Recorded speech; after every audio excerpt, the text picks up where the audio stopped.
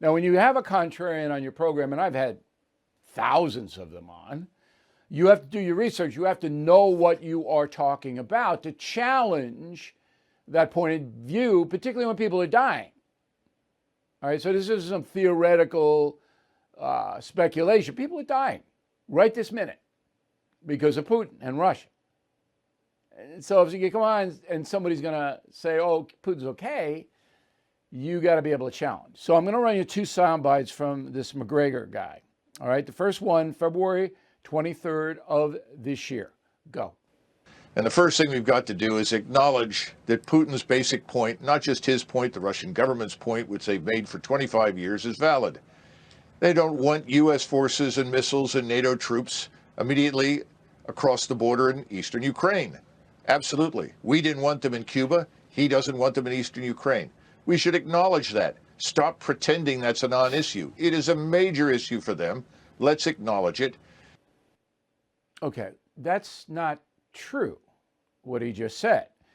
There were no U.S. forces in Ukraine. Okay, missiles, I don't know what he's talking about with missiles, because as we just reported, Ukraine gave up all their nuclear capability, and there were no NATO troops in Ukraine. Ukraine's not a member of NATO.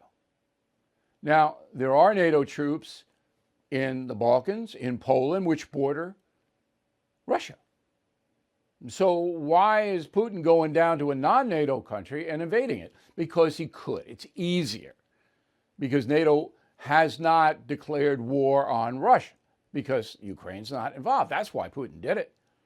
But to say that there was some kind of security threat to Russia from Ukraine and NATO and American forces, it's just not true. It's not.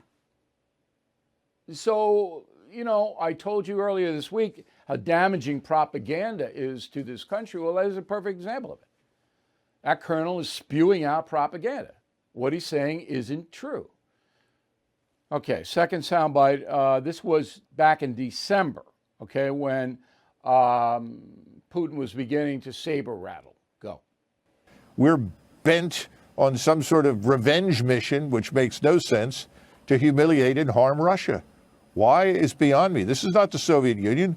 This is Russia, a Russian state that rests on the foundation of Orthodox Christianity. So Russia's a theocracy now?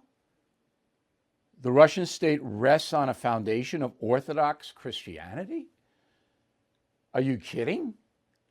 That Russia may be the most atheistic country in the world, because the Soviet Union wiped out all vestiges. Now, there is an Orthodox Christian church. You see Putin wearing a cross sometimes. There is, but certainly doesn't have anything to do with the way the government runs.